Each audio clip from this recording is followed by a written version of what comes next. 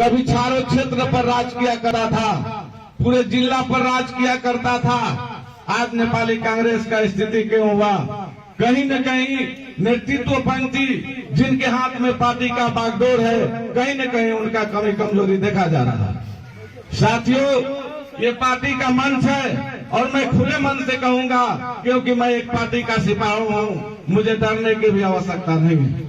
आप सबको अगर किसी तरह का मन में बात हो तो आप कर सकते हैं। यहाँ हमारे केंद्र से भी प्रतिनिधि आए हुए हैं और नेपाली कांग्रेस के बागडोर संभाले हुए युवा नेता जिला सभापति सुनील यादव भी यहाँ मौजूद है। मैं उनसे पूछना चाहता हूँ, नेपाली कांग्रेस में अगर विधान है और विधि विधान से नेपाली कांग्रेस पार्टी चलना शुरू हो जाए तो मुझे लगता है रौतहट में किसी तरह का विवाद नहीं होगा।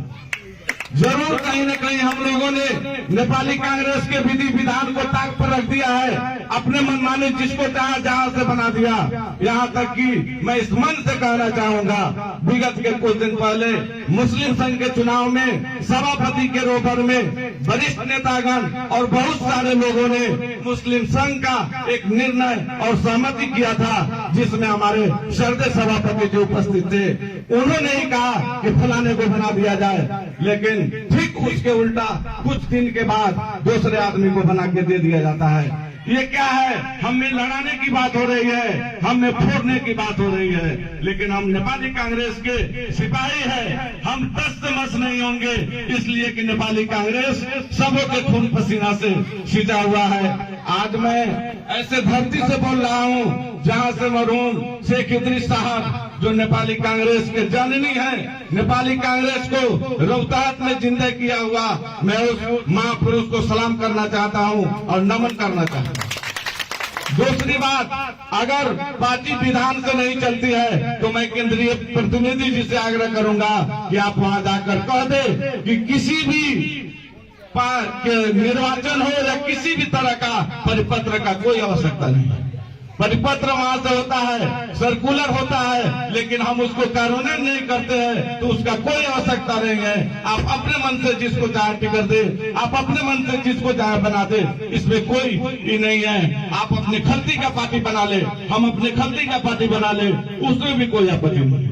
यदि पार्टी विधान से चलती है तो मैं केंद्रीय पर्यवेक्षक जी से कहूंगा कि नेपाली कांग्रेस रोहतक में इतना मजबूत है कि सब पार्टी का ईंट से ईंट बजा देने वाली है। लेकिन कमी कहाँ है कि मैं नेपाली कांग्रेस के विधान को नहीं मानता हूँ, बीपी कोइराला के सिद्धांत को नहीं मानता हूँ, शेख इदरीस के सिद्धांत को नहीं मानता। ये रहा पार्टी संगठन की बात। अब हमारे चहेते नेता जो हम सब के नेता है मोहम्मद आफ्ताब आलम, आज 4 बरस से जेल में है। झूठा मुद्दा लगाकर उनको जाल झेल कर सर्वविदित है।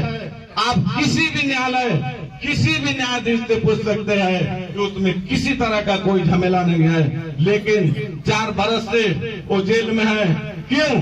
पार्टी ने क्यों नहीं संसद में आवाज उठाया? आज प्रदेश में भी हमारे 2-2, 3-3 संसद है, प्रदेश में भी आवाज नहीं उठा।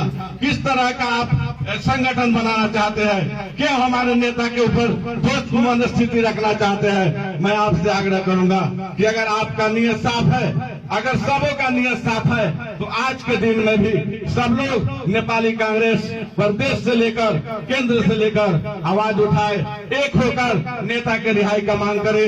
रेशम चौधरी छोटा, उसमें सुनील शर्मा जी छोटे, लेकिन हमारे नेता के ऊपर क्यों सुनवाई नहीं हो रहा है? कहीं न कहीं हम लोगों में बेईमानी है। इसलिए मैं आग्रह करूंगा कि हम तमाम लोग एक ढीका हो जाए, विगत के सारे कमी कमजोरी को भुला दे। आज से भी पार्टी एक ढीका होकर रौतहट में एक बनाने का कोशिश करे। इसी उम्मीद और इसी विश्वास के साथ एक बात मैं और कहूंगा, प्रदेश में हमारे मंत्री भी है, भौतिक पूर्वाधार मंत्री है, बहुत आशा और उम्मीद है। कल हमारे सभापति जी क्षेत्र नंबर 4 में बोले कि डॉक्टर फिरोज साहब आप थोड़ा दिल बड़ा कीजिए। अरे उनके बाप दादा ने ही दिल बड़ा करते आए हुआ है, अब कितना दिल बड़ा काम चाहते हैं आप देख ले। आप देख सकते हैं मरहूम शेख इदरीस साहब जब हरियर जी को टिकट नहीं मिल रहा था, हम लोग बच्चे थे तो गिरजा बाबू के मुंह पर टिकट मार के आ रहे थे कि आप विद्या बाबू टिकट रखिए, हरियर जी को टिकट नहीं मिलेगा तो हम लोग स्वतंत्र से लड़ेंगे और चारों क्षेत्र जिताएंगे। ऐसा उनका दृढ़ संकल्प था।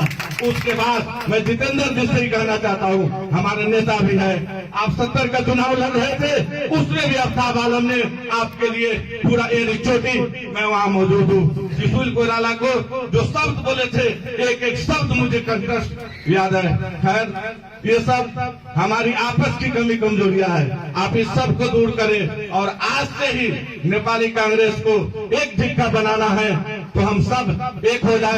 नेपाली कांग्रेस को विधान को, नेपाली कांग्रेस का जो विधि विधान है उसको माने। नेपाली कांग्रेस एकदम रौता क्षेत्र नंबर फिर से 4 क्षेत्र हम लोग विजय होंगे। इसी विश्वास के साथ मैं आप लोगों से विदा होता हूँ। धन्यवाद है।